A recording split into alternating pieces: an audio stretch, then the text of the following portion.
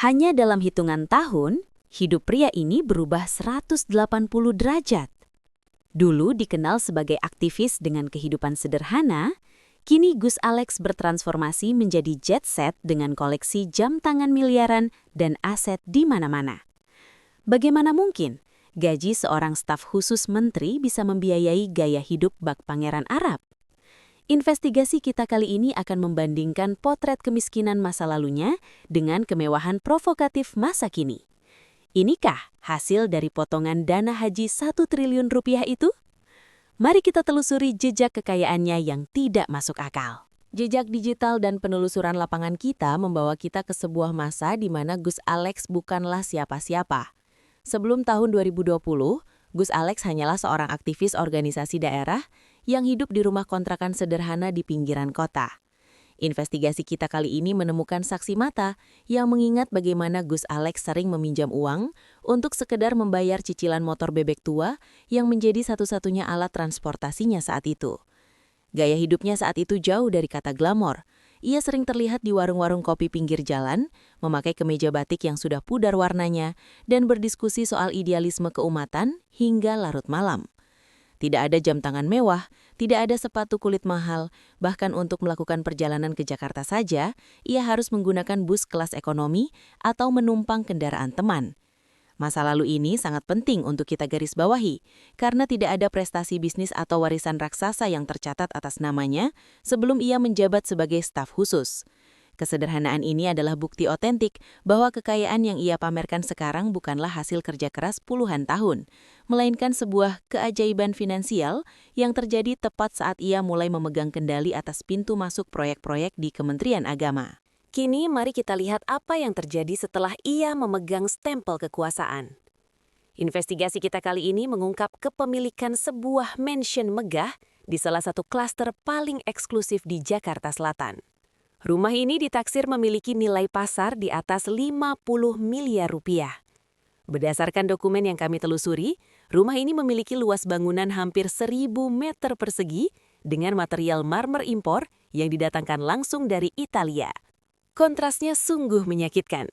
Jika dulu ia harus berhadapan dengan atap bocor di rumah kontrakannya, kini ia menikmati kolam renang pribadi di lantai atas dan ruang home theater berteknologi tinggi.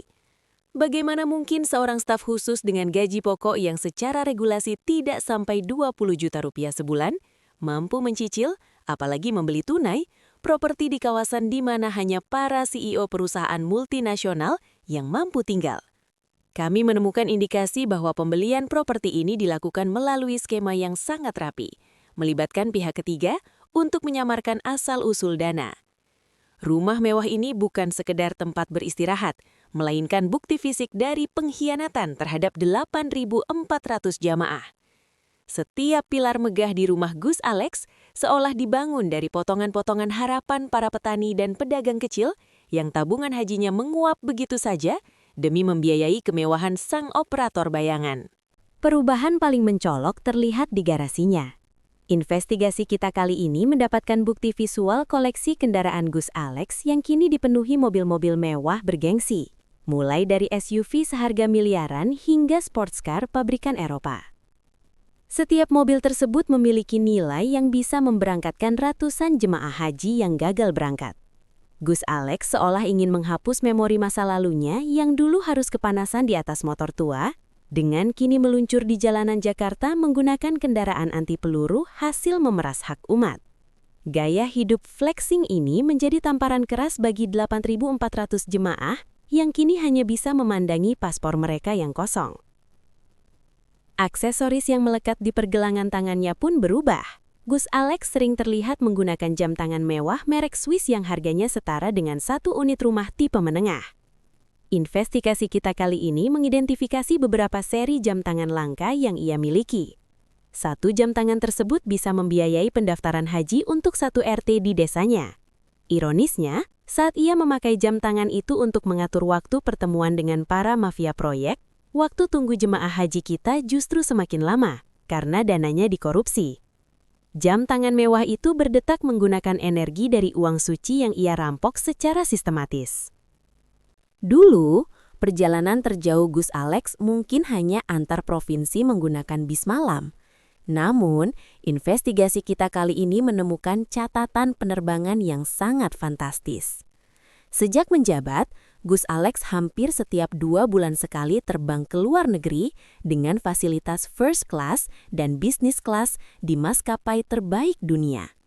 Dari Paris, Jenewa, hingga New York, ia terbang bukan untuk urusan umat, melainkan untuk gaya hidup. Bayangkan, harga satu tiket first class pulang pergi ke Eropa bisa mencapai 150 hingga 200 juta rupiah. Angka itu setara dengan biaya memberangkatkan 5 jemaah haji yang jujur. Investigasi kita menemukan bahwa selama di luar negeri, Gus Alex selalu menginap di hotel dengan harga per malam yang lebih mahal daripada gaji bulanan rata-rata pegawai di kementeriannya sendiri. Ia bertransformasi menjadi global citizen gadungan, di mana setiap mil penerbangannya dibayar oleh tetesan keringat jemaah yang kini justru hanya bisa digigit jari di tanah air karena dananya dikorupsi. Racun hedonisme ini ternyata tidak berhenti di Gus Alex sendiri, tapi menular hingga ke lingkaran keluarga intinya. Investigasi kita kali ini menyoroti jejak digital keluarganya yang sering memamerkan barang-barang branded yang harganya tidak masuk akal bagi seorang keluarga pejabat menengah. Kami menemukan koleksi tas desainer asal Prancis seharga ratusan juta rupiah dan perhiasan berlian yang berkilau di media sosial mereka. Semuanya muncul secara mendadak sejak Gus Alex menduduki kursi staf khusus. Inilah yang kita sebut sebagai dinasti hedonis. Saat anak-anak jemaah di desa harus membantu orang tua mereka menabung puluhan tahun demi satu kursi haji, anak-anak Gus Alex justru terlihat menikmati fasilitas pendidikan internasional dan liburan mewah yang biayanya setara dengan satu unit rumah. Mereka hidup dalam gelembung kekayaan yang sangat tebal, seolah-olah buta bahwa kemewahan yang mereka nikmati adalah hasil dari perampokan sistematis terhadap dana suci. Gaya hidup keluarga ini adalah penghinaan paling nyata bagi setiap orang tua yang tabungan hajinya kini tak jelas rimbanya. Agar kemewahannya terlihat legal, Gus Alex diduga mendirikan beberapa perusahaan cangkang yang seolah-olah memberinya keuntungan bisnis besar. Investigasi kita kali ini menemukan bahwa perusahaan-perusahaan tersebut tidak memiliki aktivitas bisnis yang jelas, namun memiliki aliran kas yang sangat besar. Perusahaan ini digunakan untuk membiayai gaya hidupnya yang gila-gilaan. Dengan cara ini, ia bisa berkilah bahwa harta kekayaannya berasal dari bisnis sampingan. Namun rakyat sudah cerdas, tidak ada bisnis sampingan yang bisa menghasilkan puluhan miliar dalam sekejap, kecuali bisnis haram berupa makelar jabatan dan proyek di kementerian yang ia sandara. Kini, semua kemewahan itu menjadi bumerang. Investigasi kita kali ini menyimpulkan bahwa gaya hidup hedonis Gus Alex adalah bukti paling telanjang yang akan menjeratnya di pengadilan. Rakyat tidak akan lupa bagaimana ia pamer kekayaan di tengah kesulitan jemaah. Pemiskinan total adalah satu-satunya jawaban yang adil. Seluruh rumah mewah, mobil sport, dan jam tangan miliaran itu harus disita negara untuk memberangkatkan jemaah yang ia zolimi. Gus Alex akan kembali ke titik nol, namun kali ini dengan beban malu yang akan ia tanggung seumur hidup. Harta yang didapat dari mencuri hak Tuhan tidak akan pernah membawa keberkahan, melainkan kehancuran yang sangat menyakitkan. Itulah perbandingan yang sangat kontras antara Gus Alex yang dulu dan sekarang. Sebuah transformasi yang tidak didasari oleh prestasi, melainkan oleh posisi strategis di pusat kekuasaan yang disalahgunakan. Sangat memuakkan melihat seseorang yang dulunya bicara soal keumatan, kini justru sibuk memamerkan harta hasil memeras jemaah haji. Perubahan gaya hidup Gus Alex adalah pengingat bagi kita semua bahwa kekuasaan tanpa integritas hanyalah jalan pintas menuju kehancuran moral.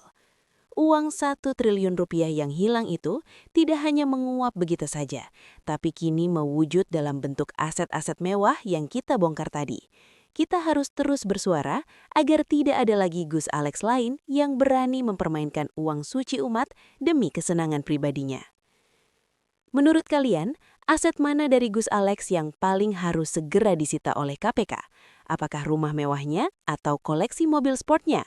Tuliskan kemarahan kalian di kolom komentar agar para penegak hukum mendengar suara rakyat. Silahkan klik like jika kalian mendukung pemiskinan koruptor dana haji, share video ini agar seluruh Indonesia tahu bagaimana uang mereka digunakan untuk berfoya-foya. Dan jangan lupa klik subscribe untuk terus mengawal perburuan harta haram ini. Terima kasih telah bersama saya membongkar kebenaran pahit ini. Lawan hedonisme koruptor dana haji, jaga amanah umat. Wassalamualaikum warahmatullahi wabarakatuh.